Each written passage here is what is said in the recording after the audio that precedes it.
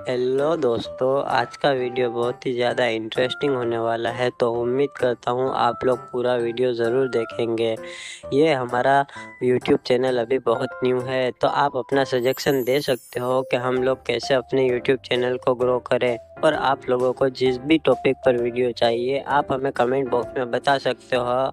हम पूरी कोशिश करेंगे उसी टॉपिक पर वीडियो लाने की। Thank you so much. Like, share and subscribe my YouTube channel. एक बहुत ही खूबसूरत सा गांव था और इस गांव को इतना खूबसूरत और इतना खुशहाल बनाने के पीछे उस गांव के सरपंच का बहुत बड़ा हाथ था। लेकिन कुछ समय से सरपंच बहुत घमंडी हो गए थे। वह सत्ता में बहुत आगे थे और कोई भी गांव में उनको हरा नहीं पा रहा था। यह बात ने उस सरपंच के दिल के अंदर एकदम घमंड भर दिया था।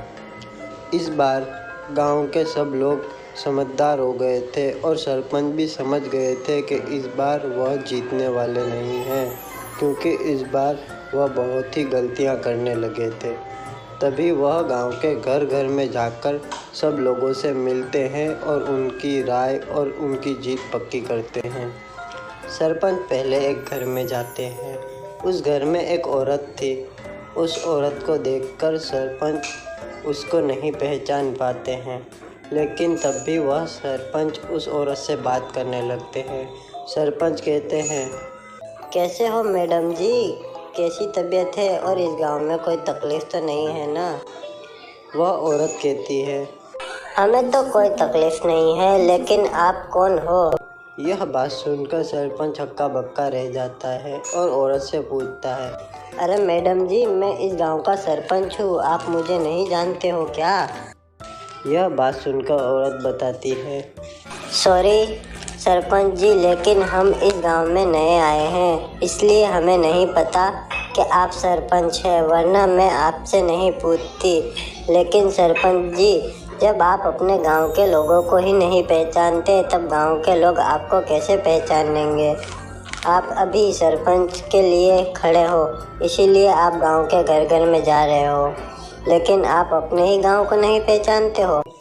यह बात सुनकर सरपंच कहता है, सॉरी मैडम जी, मुझे भी यही लगता है कि आजकल मैं बहुत बिजी हो गया हूँ काम में। मैं अपने गांव में बिल्कुल भी ध्यान नहीं दे पा रहा हूँ, इसीलिए तो मैडम जी मैं इस गांव में निकला हूँ सबकी खैर खबर लेने और पूछने कि किसी को कोई तकलीफ तो नहीं है। ठीक है, मैं ध्यान रखूँगा। यह बोलकर सरपंच दूसरे घर में जाता है। दूसरे घर में जाते ही वहाँ पर उनको एक बच्चा दिखता है। सरपंच अंदर बच्चे के पास जाते हैं। सरपंच वहाँ बच्चे से पूछते हैं, अरे तुम्हारे घर में कोई नहीं है क्या? कहाँ गए हैं सब लोग? तभी बच्चा बताता है, सरपंच जी, माँ और बाबा मजदूरी करने गए हैं और हमारे गांव का एक स्कूल था जिसमें मैं और आपकी बेटी एक साथ ही एक ही रूम में पढ़ते थे, लेकिन 4 महीने से वह स्कूल भी बंद है। तब सरपंच पूछते हैं, क्या हुआ बेटा, स्कूल क्यों बंद है? तभी वह बच्चा बताता है, सरपंच जी, आपको नहीं पता क्या, आप ही ने तो स्कूल बंद करवाया था। 4 महीने पहले आप बता रहे थे कि आपको स्कूल में कोई काम करवाना है, इसीलिए आपने स्कूल बंद करवा दिया था। लेकिन सरपंच जी, अभी तक भी वहाँ पर कोई काम नहीं हुआ है और मुझे नहीं लगता है कि आपको कुछ याद भी है कि स्कूल का काम करवाना है या नहीं। यह बात सुनकर सरपंच थोड़ा इमोशनल हो जाते हैं और तभी उस बच्चे से कहते हैं, अरे सॉरी बच्चे, मैं एकदम ही से भूल गया था, अभी काम का इतना ही प्रेशर है, तब मुझे सब कुछ याद नहीं रहता है, लेकिन मैं पूरी कोशिश करूँगा। मैं इस मेरे सरपंच बनूँ या ना बनूँ, लेकिन उससे पहले मैं तुम लोगों का स्कूल स्टार्ट करा दूँगा। मुझे सिर्फ 1 महीना दो, 1 महीने के अंदर मैं तुम्हारे स्कूल का सारा काम ख़त्म करके उसको फिर से पहले से बेहतर कर दूँगा। 1 महीने के अंदर मैं तुम लोगों का स्कूल चला दूँगा। उसके लिए चाहे मैं सरपंच रहूँ या ना रहूँ, 1 ही महीने में आप लोगों का स्कूल फिर से चलने लगेगा। बच्चे से इतनी बातें कर सरपंच वहाँ से जाते हैं और कुछ सोचते हैं। बाद सरपंच सभी गांव के लोगों को गांव के चौराहे पर बुलाते हैं और सब लोग गांव के चौराहे पर आते हैं।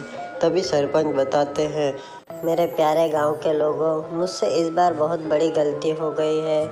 मैं अपने घमंड के चलते हुए इस गांव पर बिल्कुल भी ध्यान नहीं दे पाया हूँ, इसलिए मुझे आप लोग सबसे पहले माफ़ कर दीजिए।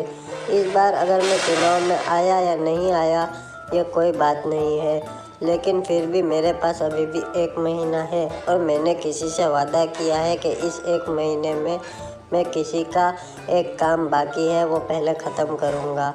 और अगर मैं इस गांव में आ गया तब मैंने एक और दूसरा नियम निकाला है।